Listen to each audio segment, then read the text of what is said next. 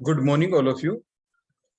In the previous lecture, we have already discussed about the basic of the IR spectroscopy, including the principle of IR spectroscopy and the different type of molecular vibrations and different definition like the fundamental vibration, overtones, and finally we have also calculated theoretically the number of the fundamental vibration depending upon the nature of the molecule, whether the molecule are linear or the non-linear. There are different formula for the theoretical determination of the number of fundamental vibration. For the linear molecule, formula is 3n minus 5, and for the non-linear molecule the formula is 3n minus 6. और हमने एक बड़ा important question भी देखा था about the CO2 के in case of the CO2 the theoretical number of fundamental vibrations are 4, but actually the CO2 gives only the 2 fundamental vibrations, सिर्फ 2 fundamental vibration देता था. उसकी रीजनिंग हमने देखी थी. वो बहुत ही इंपॉर्टेंट क्वेश्चन होता है आपके एग्जामिनेशन पॉइंट ऑफ व्यू से. आज के लेक्चर में हम स्टडी करेंगे IR स्पेक्ट्रा क्या होता है, उसको डिफाइन करेंगे. IR स्पेक्ट्रा के डिफरेंट पार्ट्स, यूनिट क्या है जो आपके स्पेक्ट्रा होगा, उसके अंदर जो आपकी डिफरेंट पीक्स आएंगी, बैंड आएंगे, फिर उसकी यूनिट क्या होगी, जो भी वैल्यू होगी उसकी. फिर उसके बाद जो एब्जॉर्प्शन बैंड आते हैं वो डिफरेंट वैल्यूज पे क्यों आते हैं, वो किस बात पे डिपेंड करते हैं, और फिर कैलकुलेट हम कैसे करते हैं वाइब्रेशन फ्रीक्वेंसी को. तो ये सारी चीजें हम आज के लेक्चर में डिस्कस करेंगे. बेटा आज का हम लेक्चर स्टार्ट करें उससे एक बड़ी बेसिक चीज हम आपसे पूछ लेते हैं. आपने जो एटॉमिक स्ट्रक्चर चैप्टर पढ़ा था उसके अंदर भी आप ये चीजें सीख चुके हैं. उसी के बेसिस के ऊपर सबसे पहले हम आपसे पूछ लेते हैं कि what is the unit, what should be the unit of measurement, what should be the unit of measurement of the value of vibrational band, vibrational band.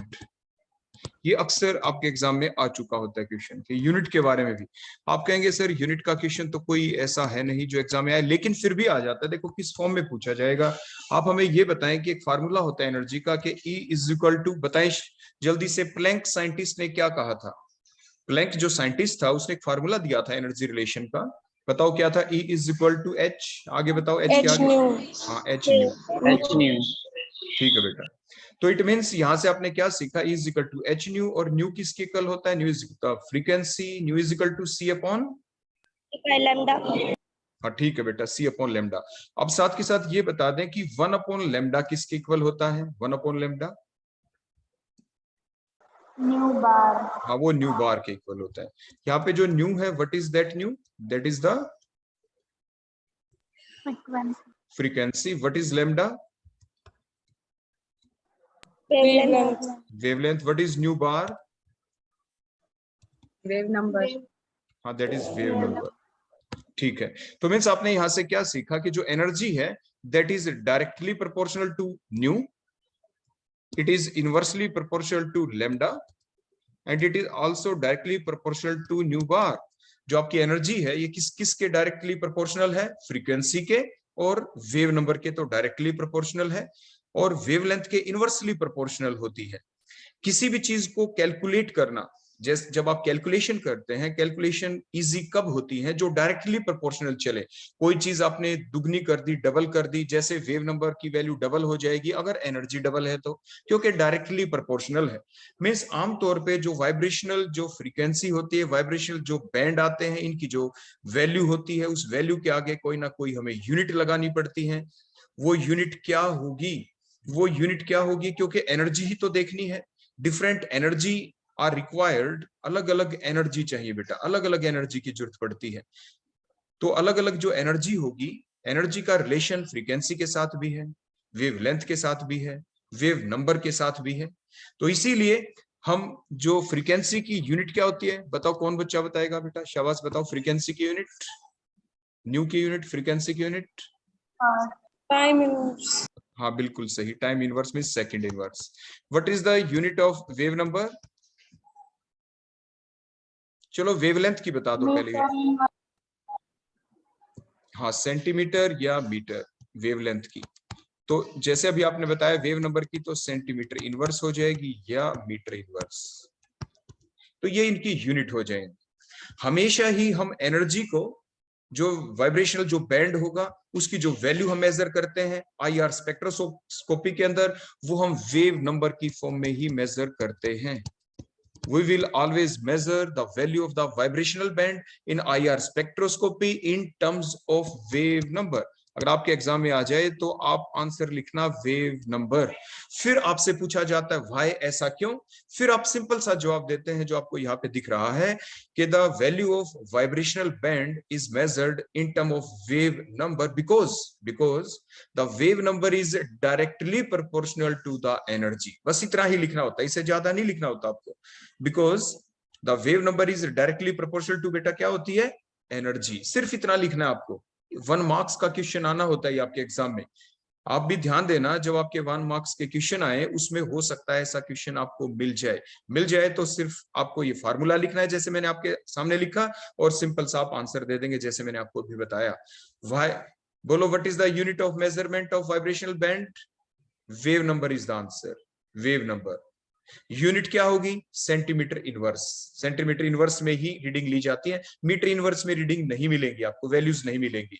Centimetre inverse में ही पूरा का पूरा स्पेक्ट्रा होता है। क्यों होता है? क्यों का जवाब क्या लिखेंगे? Because the wave number is always directly proportional to the energy. That is the simple answer. Clear हो गया बेटा यहां तक? Yes, sir. ठीक है बेटा। इसके बाद एक पॉइंट और ले लेते हैं, कैलकुलेशन ऑफ वाइब्रेशनल फ्रीक्वेंसी। अगली हेडिंग हम साथ के साथ ले लेते हैं यहाँ पे, calculation of vibrational frequency. Means कई बार एग्जाम में कोई रीजनिंग टाइप क्वेश्चन आ जाता है और ये पूछते हैं कि किसी की वाइब्रेशन फ्रीक्वेंसी की वैल्यू कम है, किसी की ज्यादा है, तो कोई ना कोई रिलेशन, कोई ना कोई फार्मूला तो होना ही चाहिए। किससे रिलेटेड? आपके वेव नंबर से रिलेटेड, आपके फ्रीक्वेंसी से रिलेटेड। तो वो फार्मूला क्या है? आपने एक साइंटिस्ट का नाम सुना है बेटा, फिजिक्स के अंदर भी आप पढ़ते थे, उस साइंटिस्ट का नाम था हुक्स। Yes, sir. उसने एक लॉ दिया था जिसे कहते थे हुक्स लॉ। उसने ये कहा कि जो न्यू होता है, फ्रीक्वेंसी जो होती है, it is always equal to 1/2 pi square root of k upon mu. K upon mu. यहाँ पे जो के है ये क्या है? What is k? That is force constant. Force constant का मतलब होता है, बिल्कुल सिंपल भाषा में आपको बता रहे बेटा, जो बॉन्ड होता है, जैसे फॉर एग्जांपल हमने ले लिया HCl। HCl में H और Cl के बीच में जो बॉन्ड है, इस बॉन्ड की स्ट्रेंथ कितनी है, उस स्ट्रेंथ की जो इंफॉर्मेशन देगा उसे कहते हैं फोर्स कांस्टेंट। तो फोर्स कांस्टेंट जिसको K से रिप्रेजेंट करते हैं, it tells about the strength of the bond. बोलो, फोर्स कांस्टेंट हमें किस चीज की इंफॉर्मेशन देता है? इट टेल्स अबाउट द, बताओ बेटा, शाबाश। It tells about the strength of the bond की इंफॉर्मेशन देता है। उसके बाद नेक्स्ट नीचे आ गया म्यू। यहाँ पे म्यू आपका कोई डाइपोल मोमेंट नहीं है, दैट इज द रिड्यूस्ड मास। ये यहाँ पे रिड्यूस्ड मास होता है, दैट इज द रिड्यूस्ड मास। आखिर ये रिड्यूस्ड मास का फार्मूला क्या होता है? आगे जाके जब आप फिजिकल केमिस्ट्री पढ़ते हैं तो उसके दौरान ये कहीं ना कहीं रिड्यूस्ड मास वर्ड यूज होगा, इसलिए इसके फार्मूले का पता होना जरूरी है। That is m1 m2 divided by m1 plus में m2। That is the formula of reduced mass. फिर आप कहेंगे सर ये m1 क्या है, m2 क्या है? अभी आपके सामने ऊपर आपको डाई एटॉमिक मॉलिक्यूल दिख रहा है HCl, जो मैंने अभी लिखा था। तो वहां पे m1 का मतलब क्या है? मास। फॉर एग्जांपल m1 आपका H होता, मास ऑफ H एटम, तो आप कहते मास ऑफ 1H एटम। ये जरूर ध्यान रखना बेटा, मास ऑफ 1H एटम लिखा है मैंने, 1H एटम। मोल कॉन्सेप्ट भी यूज होगी। m2 क्या होगा? That is the mass of 1Cl atom. अगर हम HCl की बात करें, HBr की बात करते, तो अकॉर्डिंगली आप उसको चेंज कर देते। तो ये ध्यान रखें, हमें मास ऑफ 1 एटम निकालना आना चाहिए। बोलो, मोल कॉन्सेप्ट से आपने क्या सीखा था? बताना, बताओ बेटा, 1 मोल का क्या मतलब होता है? 1 मोल का मतलब कितने एटम? बताओ, how many atoms? 0 to 10 of ठीक है बेटा, बिल्कुल ठीक। अब ये बताओ कि मान लो 1 मोल का मतलब इतने तो एटम हो गए, 1 मोल का मतलब कितना मास, कितना मास जो उस एटम का क्या हो, मोलिकुलर मास। हाँ जो उसका मोलिक्यूल है तो मोलिकुलर मास, और एटम है तो एटॉमिक मास। मान लीजिए हमारे पास H11 लिख दूं बेटा मैं, H11 देखो H11, ठीक है, इसका मास 1 है। तो हम यहाँ पे क्या कहेंगे कि जो अगर 1 मोल है, देखो ये क्वांटिटी हमारे पास 1 मोल H होता, 1 मोल, तो आप क्या कहते हैं कि 6.023 इंटू 10⁻23 वो भी 1 मोल होता है। तो अगर इतने एटम्स हैं आपके पास हाइड्रोजन के, तो उनका मास कितना होगा, 1 ग्राम। 1 ग्राम क्या है यहाँ पे बताओ, क्या है इसका मोलर मास, एटॉमिक मास, जिसे m से हम रिप्रेजेंट कर देंगे। एवोगैड्रोस नंबर को किससे रिप्रेजेंट करते हैं बेटा, n नोट से। तो what is the mass of 1 atom, तो 1 एटम हैज मास, बोलो कितना हो जाएगा बताओ बेटा, बताओ शाबाश जल्दी से, 1 डिवाइडेड बाय ये एवोगैड्रोस नंबर। और हम क्या लिख सकते हैं, क्या पता कोई और एटम भी हो, m divided by n note, that is the mass of 1 atom. देखो ऊपर मैंने अभी आपको ये बताया रिड्यूस्ड मास में m1 है मास ऑफ 1 एटम। बोलो mass of 1 atom mole concept के अकॉर्डिंग आप कैसे निकालते हो, जो भी उसका मास है, एटॉमिक मास है, उसको किससे डिवाइड कर दो, सिर्फ एवोगैड्रोस नंबर से। ठीक है बेटा। अब मैं आपसे ये पूछता हूं बेटा, अगर मैं ये पूछ लूं आपसे, what is the mass of 1 oxygen atom, बताओ क्या आएगा आंसर, बताओ बेटा शाबाश जल्दी से, मास ऑफ 1 ऑक्सीजन एटम कितना होगा, किसको किससे डिवाइड करें जल्दी बताओ। 16/Na। हाँ 16 डिवाइडेड बाय n नोट कह दो या Na कह दे, बिल्कुल ठीक है। तो अब आप समझ गए कि मास ऑफ 1 एटम कैसे निकाला जाता है। अगर कभी कोई न्यूमेरिकल आ जाए तो आपको मास ऑफ 1 एटम निकालना चाहिए, क्योंकि रिड्यूस्ड मास तो तभी निकलेगा ना जब आपको m1 का पता हो, m2 का पता हो। m1 m2 mass of 1 atom है, तो 1 एटम का मास का formula atomic mass divided by Avogadro's number. तो इस टाइप से ये चीज आपके लिए क्लियर हो गई। अब आपको समझ में इतना आ गया कि किस टाइप से मास ऑफ 1 एटम निकाला जाता है। तो अब हम साइड की जो चीजें हैं देखो इनको हम क्लियर कर देते हैं, क्योंकि हमें रहना अपने मेन पॉइंट के ऊपर। जो हमने फ्रीक्वेंसी की वैल्यू निकाली थी कि फ्रीक्वेंसी का फार्मूला, न्यू का फार्मूला बोलो क्या है, nu is equal to 1/2 pi square root of k upon mu. अब हम क्या करेंगे, इस न्यू को is always also equal to, बोलो कैसे, आप ये बताएं, ऊपर मैंने एनर्जी का फार्मूला लिख रखा है बेटा, न्यू किसके इक्वल होता है जल्दी बताओ, न्यू किसके इक्वल होता है, न्यू बताओ बेटा किसके इक्वल होता है, अभी तो ऊपर लिखा था nu is equal to c upon lambda. तो इसको भी ऐसे ही लिख सकते हैं 1/2 पाई। देखो डिफरेंट डिफरेंट रिलेशन है, ये लिख के आपको इसलिए दिखा रहे हैं हम आपको, क्या पता किसी कॉम्पिटिटिव एग्जाम में ये आ जाता which of the following formula is correct, तो ये डिफरेंट फॉर्म्स लिखनी आनी चाहिए। अब आगे बेटा ये बताओ 1/λ किसके इक्वल था, न्यू बार के, तो 1/λ की जगह बेटा देखो हमने न्यू बार लिख दिया, 1 देखो उसी टाइप से 2 पाई, फिर यही आ गया k अपॉन म्यू। अब आखिरी पॉइंट पे हम पहुंच गए, अब बताओ न्यू बार किसके इक्वल हो जाएगा, c को नीचे ले आओ 1/2 पाई c और स्क्वायर रूट ऑफ क्या आ गया बेटा k अपॉन म्यू। तो that is the final relation जो हमने न्यू बार की फॉर्म में निकाल दिया। न्यू बार मीन्स हमने पहले ही बताया था कि जो वाइब्रेशनल जो बैंड आएंगे उनकी जो वैल्यू आएगी उसकी यूनिट जो होगी वो सेंटीमीटर इनवर्स होगी, मीन्स वेव नंबर की फॉर्म में हम हमेशा ही डिटरमाइन करेंगे। तो वेव नंबर का फार्मूला आपके सामने है हुक्स लॉ के अकॉर्डिंग कि nu bar is equal to 1/2 pi c और square root of k upon mu. बेटा इसका मतलब क्या है, अब जल्दी से मुझे बता दो। अब इन सारी बातों की सेंस मुझे समझ में आनी चाहिए अच्छे से। अब वो सेंस आप मुझे समझाएं, किसी बच्चे को कुछ पता चल रहा हो ये फार्मूले से, कोई एग्जांपल लेके कोई बच्चा बताना चाहता हो। देखो मैंने साइड में स्क्रीन क्लियर कर दी, यहाँ पे हम आपको बताते हैं। बेटा एक चीज बताओ, मान लीजिए बड़े ध्यान से देना जवाब, एक तो हमारे पास HF है, एक मान लीजिए बेटा हमारे पास HCl है, एक बेटा हमारे पास HBr है, एक हमारे पास बेटा HI है। देखो ध्यान से देखना। अब ये बताओ इन सभी का अगर हमें जवाब देना पड़ जाए तो आप कैसे जवाब देंगे।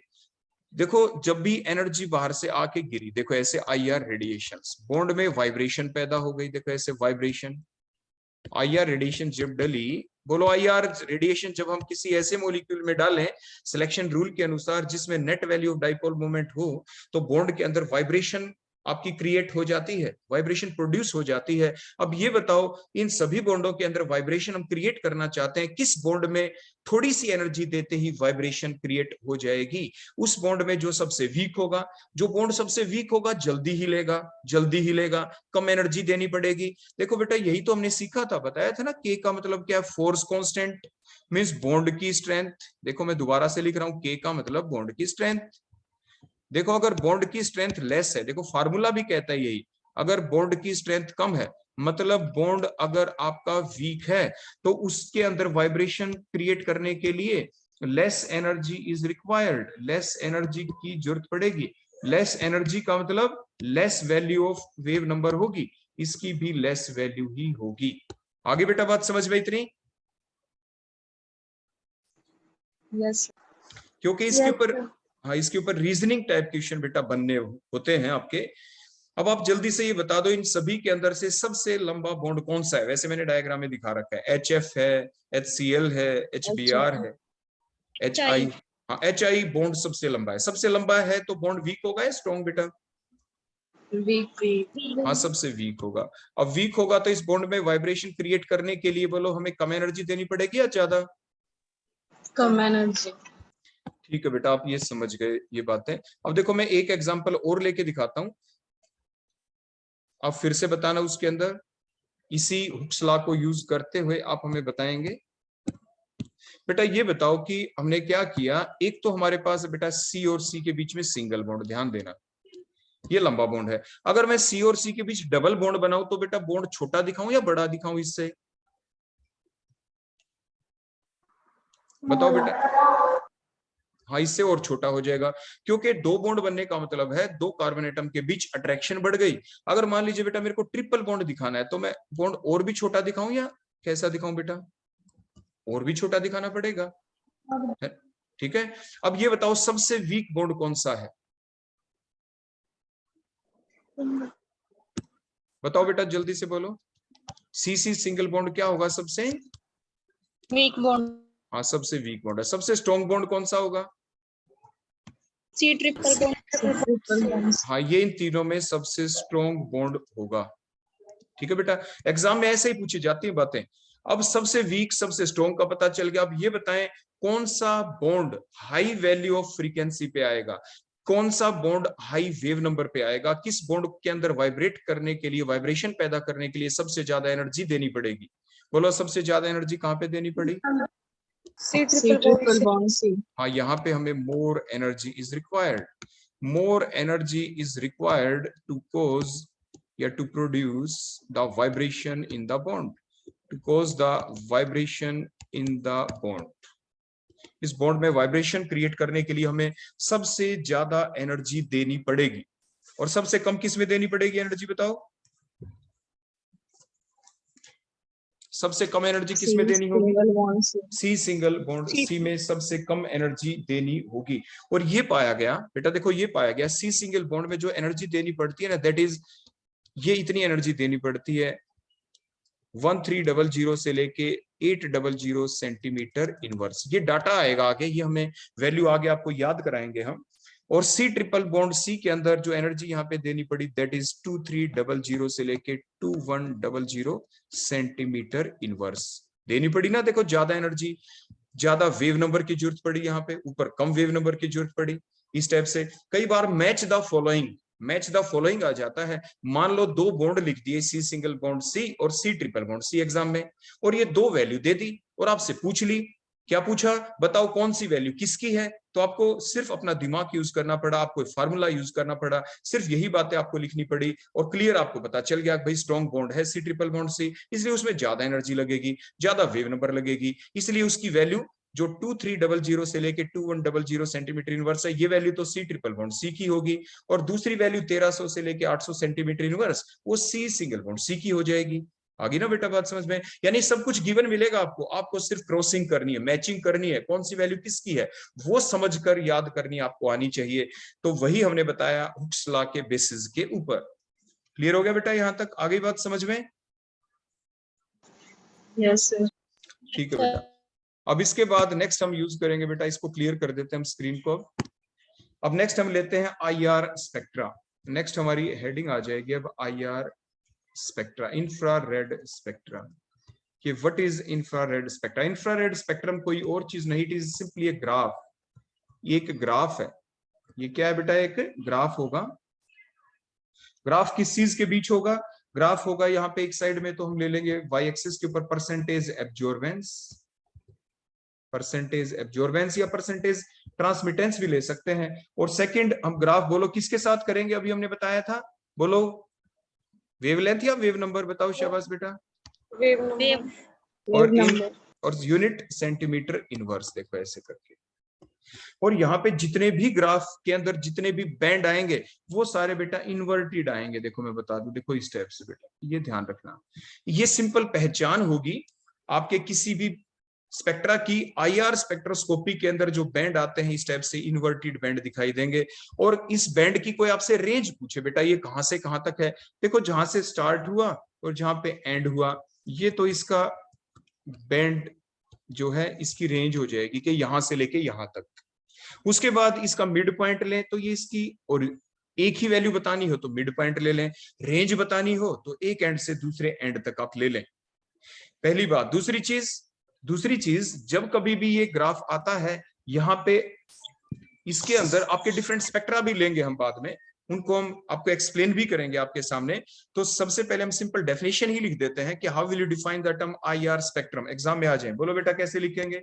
बताओ शाबाश। द ग्राफ, ये ग्राफ है, बोलो किसके बीच है? absorbance and The graph which is a plot, the graph which is a plot between percentage absorbance or the percentage transmittance and wave number in centimeter inverse is called as IR spectra। उसे आप IR spectra कहते हैं। अब हम next point के ऊपर चल पाते हैं बेटा। कई बार एग्जाम में ऐसे आता है, right A note on the IR spectrum, ऐसे आपके डायरेक्ट क्वेश्चन आना होता है। तो फिर उसके अंदर हमें पार्ट्स को भी एक्सप्लेन करना पड़ता है। Parts of IR spectrum, parts of IR spectrum. क्या IR स्पेक्ट्रम के कितने पार्ट्स होते हैं? IR स्पेक्ट्रम के बेटा 3 पार्ट्स होते हैं। Number 1, first part is called as the near IR। First part is called as the near IR। ये वैल्यू होंगी, इनको हमें बेटा याद रखना पड़ता है। इट रेंजेस फ्रॉम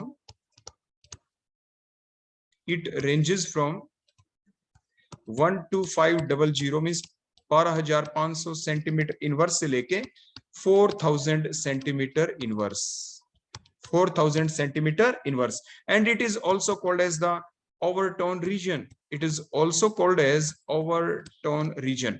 बताओ, मैंने आपको डेफिनेशन समझाई थी पीछे, व्हाट आर ओवरटोन्स? बताना बेटा, कौन बच्चा बताएगा ओवरटोन की डेफिनेशन? बताओ बेटा। multiple of fundamental reasons। हाँ बिल्कुल ठीक। देखो ये V0 है, ये V1 है, ये V2 है। क्योंकि V0 से V1 जब भी कोई ट्रांजिशन होती है तो इसे तो आप कहते थे बेटा फंडामेंटल वाइब्रेशन। बिल्कुल ठीक बताया आपने अभी, इसे कहते थे आप फंडामेंटल वाइब्रेशन। लेकिन इसका कोई भी मल्टीपल, जैसे V0 से V2, that is the overtone and it is called as the first overtone. इसे आप फर्स्ट ओवरटोन कहते थे। इसी टाइप से V0 से V3 पे अगर आ जाए ट्रांजिशन डायरेक्ट तो it is called as second overtone. इनकी वजह से जो बैंड आते हैं वो बहुत ही वीक होते हैं, वो हाई इंटेंसिटी के बैंड नहीं होते, तो ये सेकेंड ओवरटोन है। ओवरटोन तो मींस वो रीजन कौन सा है IR स्पेक्ट्रा के अंदर, वो कौन सा रीजन है जहां पर बैंड जो आते हैं वो ओवरटोन्स की वजह से आते हैं। बोलो कौन सा रीजन है बेटा, एग्जाम में पूछ लिया जाए। Near IR region. हाँ बिल्कुल ठीक, नियर IR रीजन। इसकी रेंज कहां से कहां पे होती है बेटा? रेंज क्या है बोलो इसकी? 12,500 सेंटीमीटर इनवर्स से लेके कहां तक? बोल लो बेटा शाबाश। हाँ 4,000 सेंटीमीटर इनवर्स तक, बिल्कुल ठीक है। ये हो गया हमारा फर्स्ट रीजन।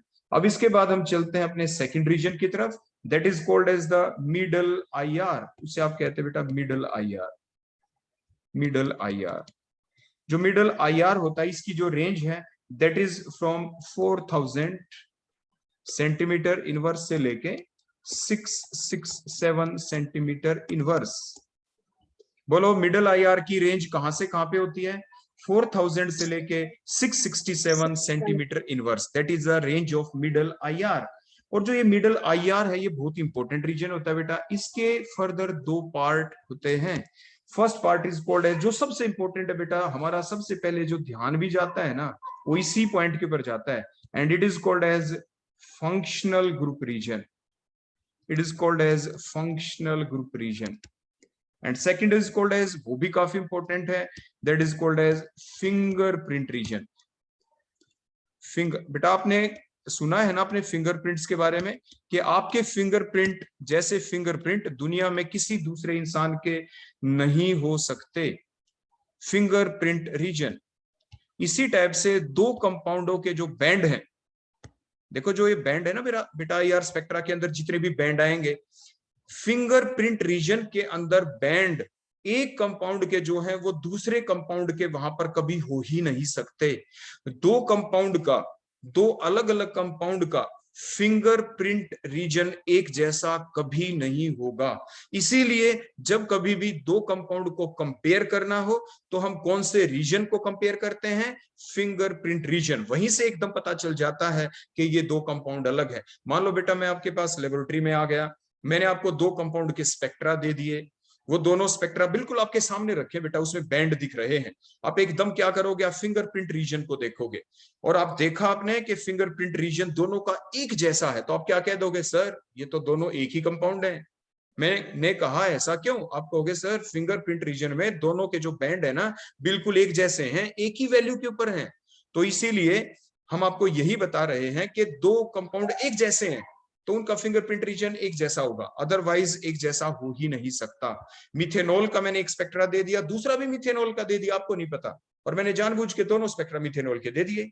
मैंने कहा बताओ ये दो अलग अलग कंपाउंड कौन है? आपने कहा सर दो ये अलग अलग है ही नहीं, ये दोनों तो एक ही हैं। मैंने कहा बेटा कैसे पता चला? आपने कहा सर मैंने फिंगरप्रिंट रीजन से पता लगाया। आगे बेटा बात समझ में? Yes. अब देखो फिंगर फंक्शनल ग्रुप जो रीजन होता है इसकी रेंज होती है बेटा 4000 से लेके 1400 centimetre inverse, that is the range for functional group reason. और फिंगरप्रिंट रीजन की रेंज होती है बेटा 1400 से लेके 667 सेंटीमीटर इनवर्स। ये होती है बेटा फिंगरप्रिंट रीजन की रेंज। क्लियर हो गया बेटा? रेंज का भी आपको पता चल गया। इसके बाद थर्ड पार्ट होता है that is called as far IR region. Last part that is the far IR। तो तीन पार्ट थे बेटा आपने देखे, near IR, middle IR, far IR। सबसे इंपॉर्टेंट मिडल IR, ये 4000 से लेके 667 सेंटीमीटर इनवर्स तक होता।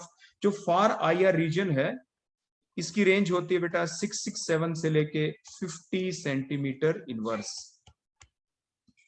और जो ये रीजन होता है it is also called as the pure rotational region. It is also called as pure rotational region. It is called as pure rotational region. ठीक हो गया? इसको ऐसा क्यों कहते हैं? क्योंकि ये रोटेशनल स्पेक्ट्रोस्कोपी से रिलेटेड होता है और इसके अंदर रोटेशनल चेंजेस से इंफॉर्मेशन मिलती है, और ये हमारे लिए ज्यादा इंपॉर्टेंस नहीं रखता। It is not of much importance for us. आपसे ये पूछ लिया जाए बताओ वो कौन सा रीजन है जो हमारे लिए ज्यादा इंपॉर्टेंस नहीं रखता, बोलो क्या आंसर लिखेंगे? Far IR. Far IR। ठीक हो गया ना? It is not important for us, is not important for us। बोलो किन्हीं भी दो कंपाउंड का कौन सा रीजन हमेशा डिफरेंट होगा?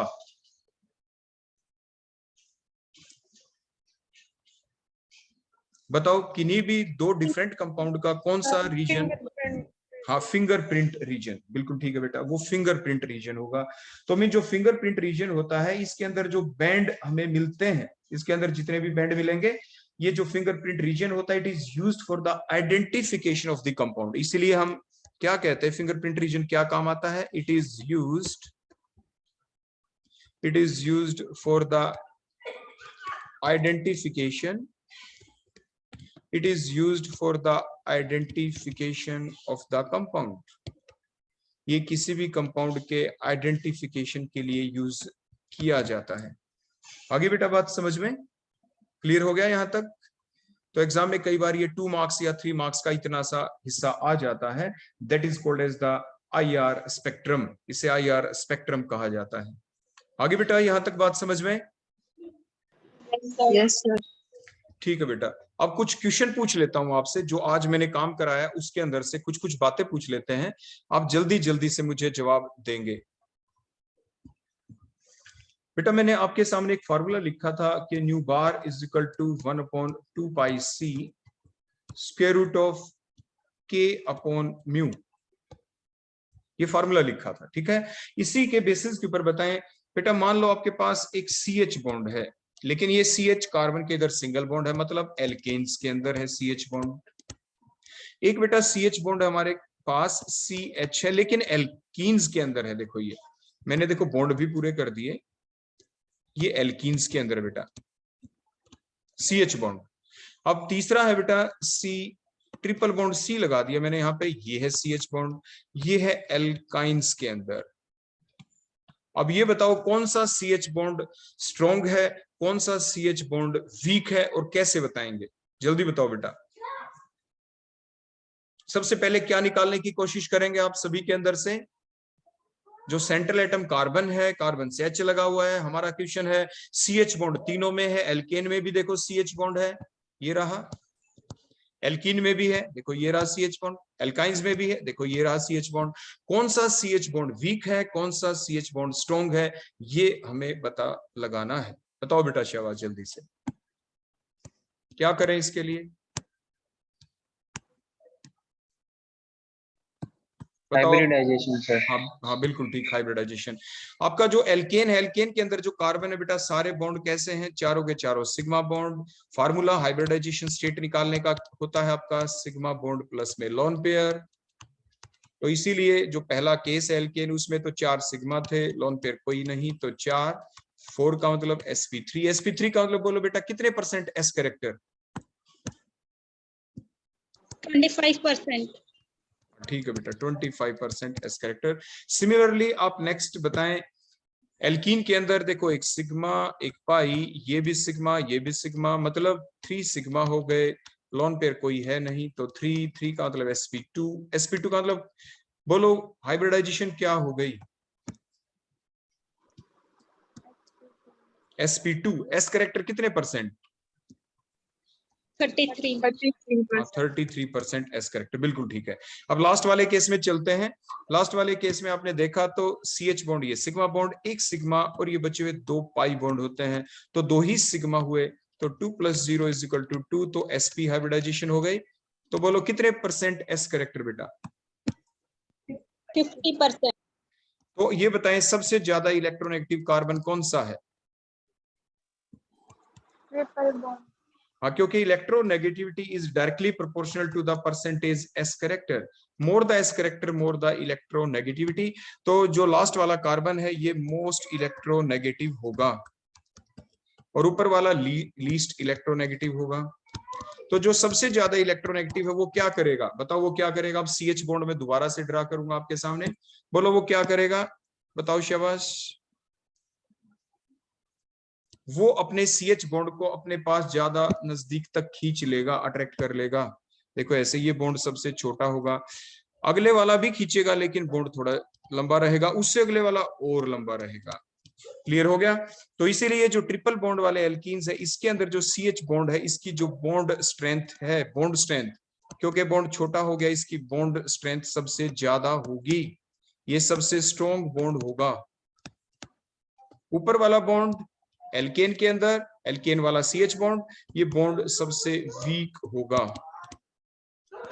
वीक बॉन्ड को वाइब्रेट करने के लिए आपको कितनी एनर्जी देनी पड़ेगी बेटा? बताओ शाबाश जल्दी से।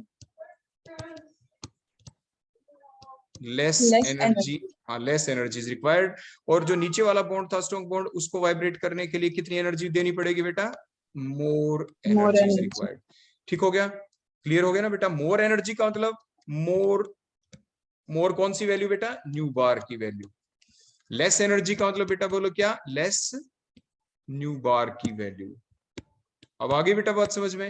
आपसे यही पूछा जाता है कि किसका बैंड लो एनर्जी पे आएगा, लो वेव नंबर पे आएगा, तो वो हमने बता दिया, यहां से आपको पता चल गया। और साथ के साथ इसका डाटा भी है बेटा, ये जो वैल्यू आएगी ना, that comes out to be 300 centimetre inverse के ऊपर आएगा इसका बैंड।